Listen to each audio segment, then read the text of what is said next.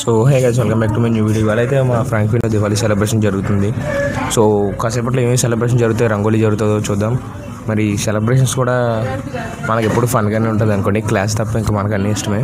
So చూద్దాం కాసేపట్లో ఏమవుతుందో. వెనకాల చూడండి మాకు వెళ్ళారు. సో మనోడు గాజు వంశీ హాయ్ చెప్పు. ప్లీజ్ నాకేం వద్దులే. గాజు వంశీ అయితే మనకు హాయ్ చెప్తున్నాడు.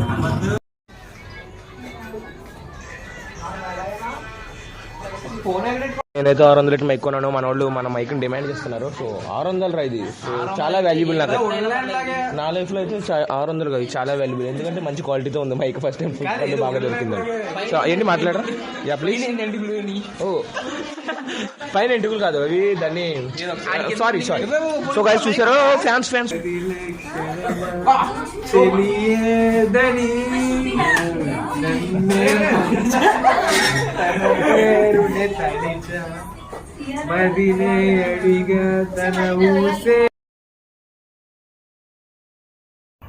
ఏంటి mummy ఎవడీడు?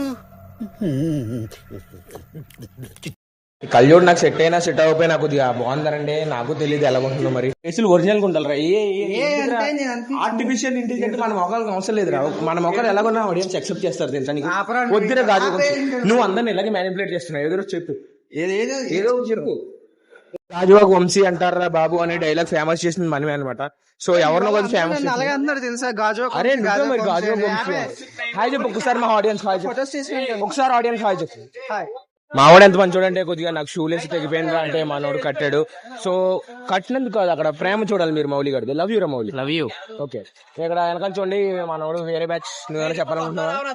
Bro you are looking so gorgeous bro. Thanks for your compliment. అంటే జస్ట్ ఇప్పుడే పౌచ్ తీసుకున్నాడు అనమాట.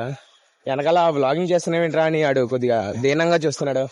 అరే నీకు వ్లాగింగ్ చేస్తానని తెలీదా? నేను తెలుసు. Thank you. అయితే నువ్వైనా గుర్తించానండి. స్టైల్ గా